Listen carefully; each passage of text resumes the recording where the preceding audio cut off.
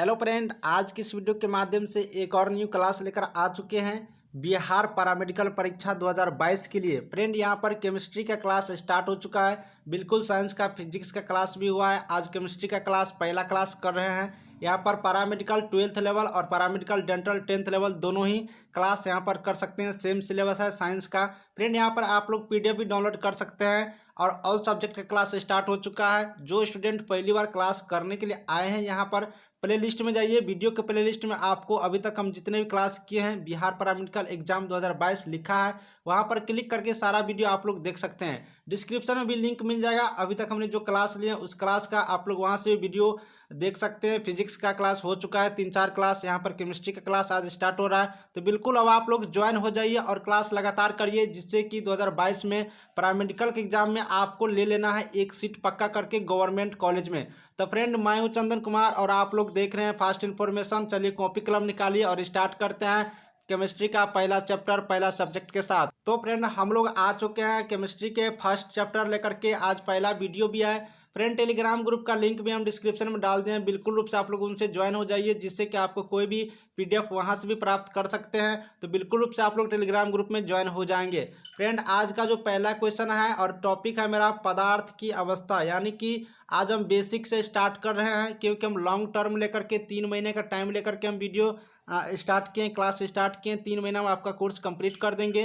तो फ्रेंड, यहाँ पर पदार्थ की तो आज का टॉपिक हम मेरा रहेगा पदार्थ के बारे में, जो कि बेसिक लेवल होता है केमिस्ट्री का। तो चलिए फ्रेंड, देखते हैं कि पदार्थ किसे कहते हैं, पदार्थ क्या होता है। तो पदार्थ जो क्या होता है डिटेल्स में देख लीजिए। द्रव्य के विभिन्न प्रकार को पदार्थ कहते हैं। कोई भी द्रव्य होता है उसके विभिन्न प्रकार को हम लोग क्या कहते हैं, पदार्थ कहते हैं। सीधी भाषा में अगर समझना चाहते हैं तो जिससे हम आँख से देखते हैं उसे हम पदार्थ कहते हैं, जिसे हम हाथ से छूते हैं उसे हम पदार्थ कहते हैं। जैसे अगर यहाँ पर देखेंगे तो कागज, कागज को हम लोग हाथ से छू लेते हैं, देख लेते हैं, तो ये एक क्या हो गया, एक पदार्थ हो गया। कलम एक पदार्थ हो गया, लोहा एक पदार्थ हो गया, मोबाइल एक पदार्थ हो गया। आपने जितने भी वस्तु जो भी चीजें आंख से देखते हैं सारे को क्या कहते हैं, हम लोग पदार्थ कहते हैं। चलिए अब आप लोग देखते हैं, हम लोग देखते हैं कि आधुनिक विज्ञान में पदार्थ को कितने प्रकार से डिवाइड किया गया है। तो आधुनिक विज्ञान में अगर देखेंगे, यानी आज के टाइम में जो वर्तमान में विज्ञान चल रहा है, इसमें पदार्थ को 2 मुख्य भागों में क्या किया है, बांट दिया गया है। पहला है भौतिक अवस्था के आधार पर और दूसरा देखेंगे रासायनिक संगठन के आधार पर। तो यहाँ पर भी है, अगर भौतिक अवस्था के आधार पर देखेंगे तो ठोस, द्रव और गैस, इन तीनों पार्ट में डिवाइड किया गया है। और यहीं अगर रासायनिक संगठन के आधार पर देखेंगे तो तत्व, यौगिक और मिश्रण, इन तीनों में यहाँ पर बांटा गया है। चलिए डिटेल्स में इनका जानकारी देते हैं। पदार्थ के भौतिक अवस्था के आधार पर ठोस के बारे में जान लेते हैं पहले, जो कि ठोस होता है।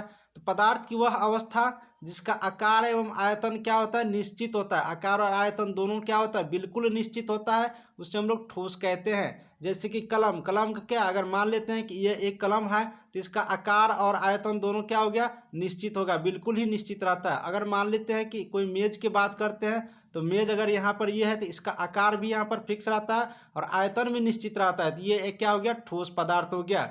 द्रव्य का जब बारे में जानवे करते होंगे, जिसका आयतन निश्चित होता है लेकिन आकार अनिश्चित होता है। मान लेते हैं कि अगर पानी, पानी को किसी बर्तन में है और उसको यहाँ पर एक गिलास में रख देंगे, तो अगर पानी इस बर्तन में जितना रहेगा उतना ही पानी इस गिलास में रहेगा, यानी कि आयतन सेम रहेगा, लेकिन यहाँ का आकार क्या होगा, बदल जाएगा। इसमें फैला हुआ था, कोई खुला बर्तन में था तो, लेकिन यही पानी अगर गिलास में जाएगा तो इस टाइप से एक वर्टिकल हो जाएगा, खड़ा हो जाएगा, यानी इसका आकार क्या हो गया, अलग हो गया। तो जिनका आकार अलग होता है, अनिश्चित होता है और आयतन सेम रहता है, चाहे वो किसी भी बर्तन में कहीं भी रख दीजिए, तो उसे हम लोग क्या कहते हैं, द्रव कहते हैं। जैसे पानी, तेल, शराब इत्यादि इसी टाइप का।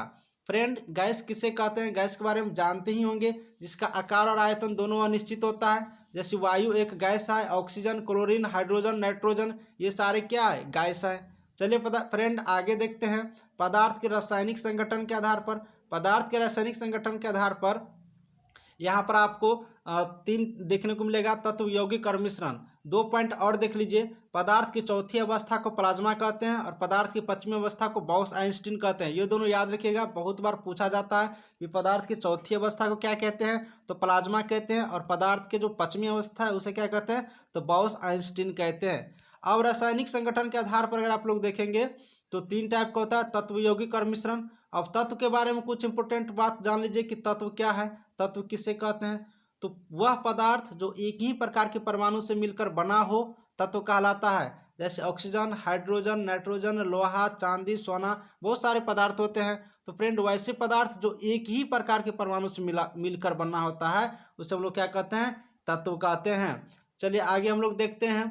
तत्व 2 प्रकार के होते हैं, इसको याद रखेंगे। तत्व कितने प्रकार के होते हैं, 2 प्रकार के। एक होता है धातु, दूसरा होता है अधातु।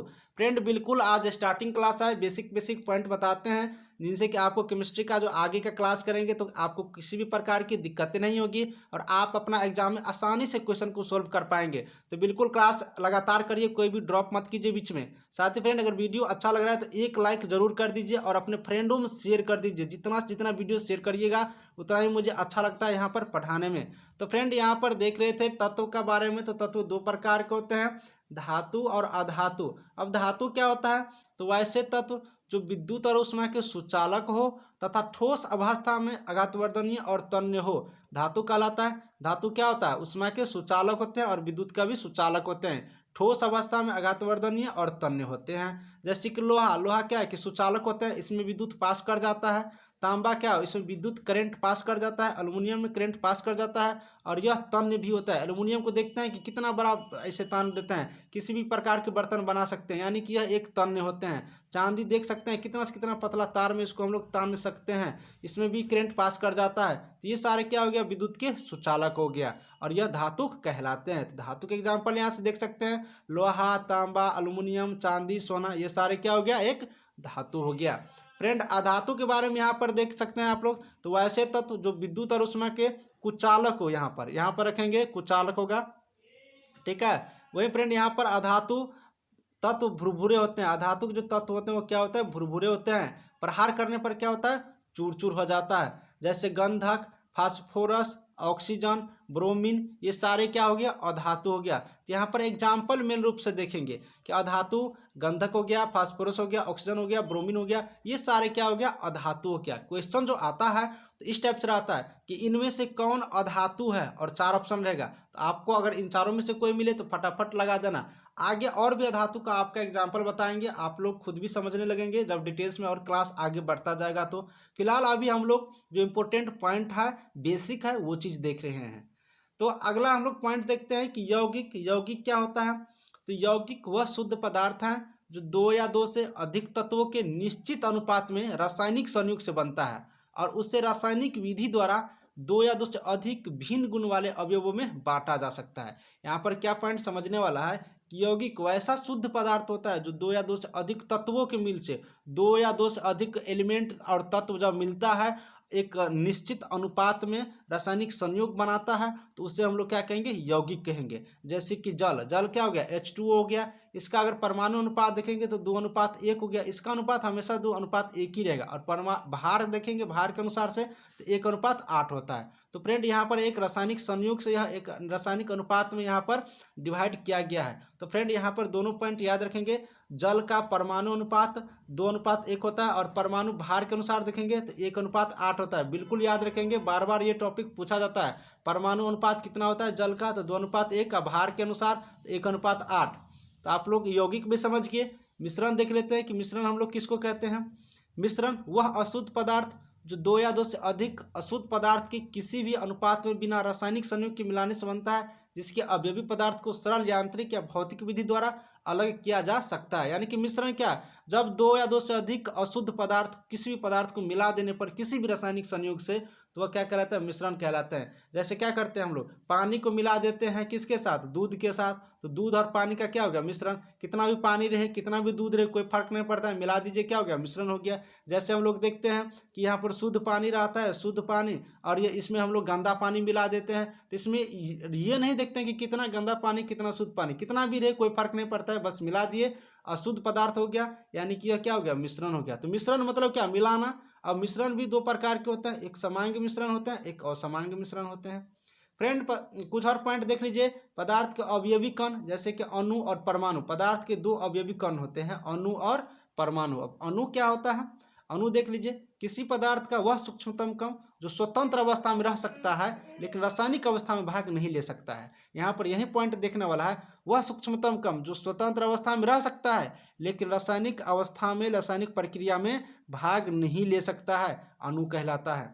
अणु के बीच लगने वाले आकर्षण बल को अंतर आणविक आकर्षण बल कहा जाता है। इस पॉइंट को याद रखेंगे, अणुओं के बीच जो लगने वाला आकर्षण बल होता है उसको अंतर आणविक रासायनिक बल कहते हैं। अब क्वेश्चन आता है बन के, अणुओं के बीच लगने वाले आकर्षण बल को क्या कहते हैं, तो अंतर आणविक आकर्षण बल कहते हैं, बिल्कुल याद रखेंगे।